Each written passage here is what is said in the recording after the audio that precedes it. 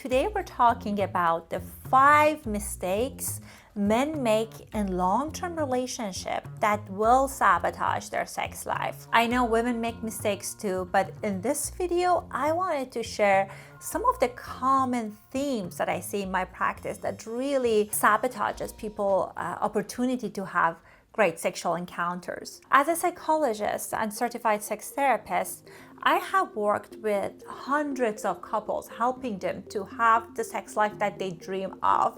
And I want you to be able to know that all of these things I'm talking about, it's based on experiences of my clients. I hope that it's helpful for you. Number one mistake that people make is that thinking about their erection as the main event. I know if we have erectile unpredictability, it can be difficult to be present. We might have this anxiety of what if I lose my erection? Maybe when we get an erection, we just want to have an intercourse to make sure that our partner will be satisfied. I totally understand where that mentality is coming from, but I hear from so many women that they're telling me that their partner rushing to intercourse really takes away their joy. They feel their body is not ready. They feel they haven't spent enough time during foreplay to build arousal. And when their partner rushes to intercourse, they feel that they're not able to climax because their body is not ready.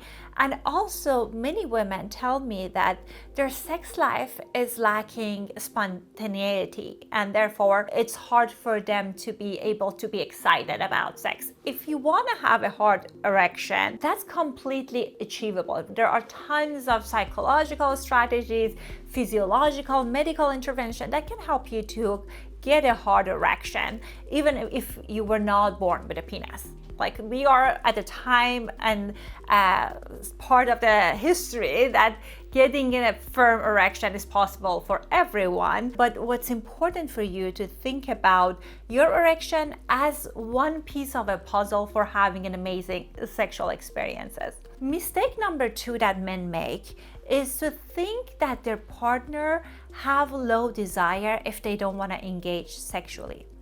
I understand this is a tough one, but in reality, when couples come into my practice, I see that the female partner or the wife, they don't have low desire.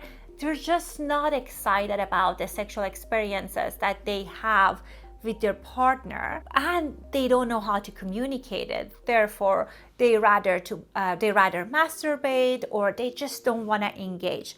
I'm not saying that having a good sexual experience is the responsibility of male partner, but being able to talk about our sex life is so important that can make or break a marriage or a relationship. So I invite you to have time and space in your calendar at least once a month to talk about your sex life. I often tell my clients to do sexy happy hour once a week. So what you do is during the sexy happy hour, you're doing a check-in about what's working, what do you want more of, maybe what are some of the things in your shared bucket list, and that will provide an opportunity for you to have constructive feedback about your sex life. Number 3, assuming when your partner is saying they don't want to have sex with you because they're not emotionally connecting with you, that is an excuse. I have so many female clients in my practice that they want to have sex with their partner, but because of the fight that they had with the partner, the resentment they have, even when they want to force themselves, it's really difficult for them to enjoy sex. So it's really important to have good strategies for conflict resolution outside the bedroom. If that is an issue that you have with your partner, if you notice that when you guys are getting into fights, it's almost never ends or you never arrive to the place of repair, going to a couples therapist can help you to be able to learn tools and strategies to manage conflict. Therefore, you and your partner have better sexual experiences and your partner experience more openness. Number 4 is that assuming that the sex that you had 5 years ago, 10 years ago, it still works for your partner. Many women, they get bored during long-term relationship, and for them, in order to be able to feel excited, novelty is really important. So if you and your partner are engaging in the same routine that you've been doing 5 years ago or 10 years ago and you're happy with it, that's okay.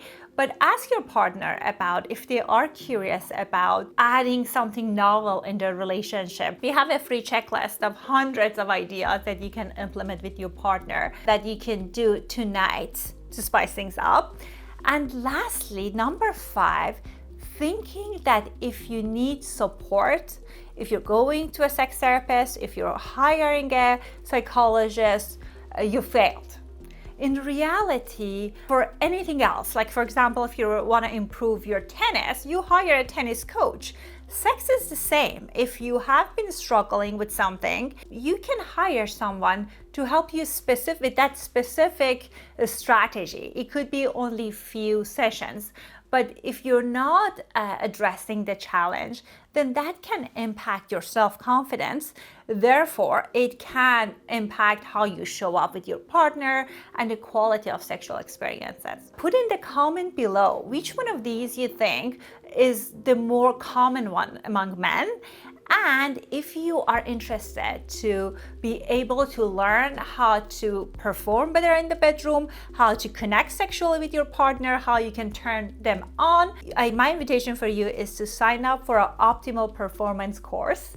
It's a self-study. It's filled with tons of great tools and strategies that I teach my own clients in my private practice. And the link for signing up for the course is below. Thank you for watching.